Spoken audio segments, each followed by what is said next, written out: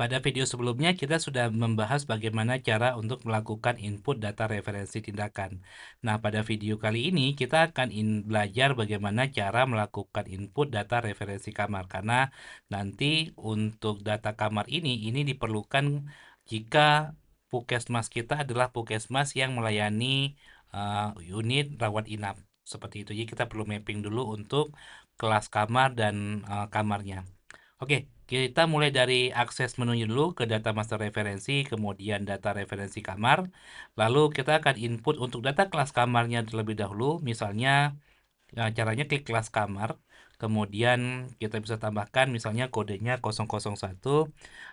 Ini untuk kelas 1 ya. Misalnya di puskesmas kita itu ada kelas 1, kelas 2, dan kelas 3 untuk klasifikasi kamarnya. Ini misalnya saja. Kemudian untuk tarif kelas 1 itu misalnya 250.000 per malam.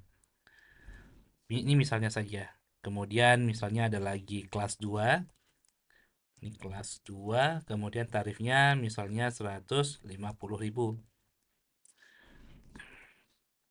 Klik simpan. Nah, setelah kita input kelas kamar, baru kita input ada data kamarnya.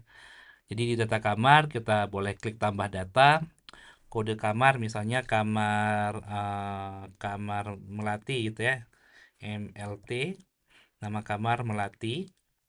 Tapi nama kamarnya bebas ya. Biasanya kan ada kamar anggrek, ada kamar Melati dan seterusnya. Nah, ini kelas berapa? Misalnya untuk Melati ini dia kelas 1.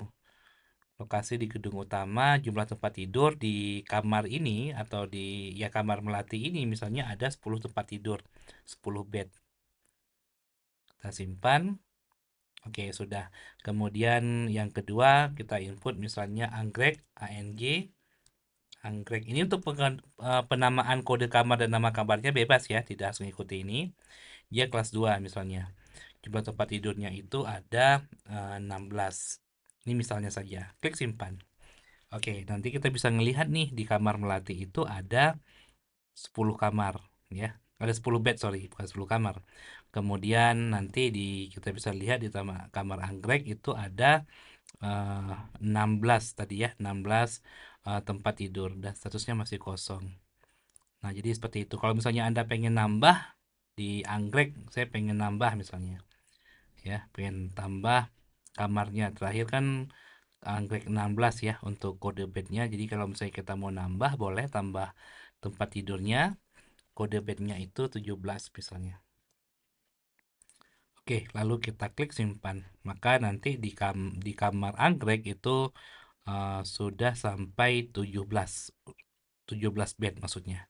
Seperti itu untuk data pengelolaan kelas kamar dan data kamar, karena ini nanti akan kita gunakan ketika pelayanan rawat inap. Jadi kita akan mapping si pasien itu dia rawat inapnya di bed yang mana agar kita bisa melakukan monitoring. Seperti itu ya. Oke, saya rasa cukup sekian penjelasan untuk pengelolaan data referensi kamar.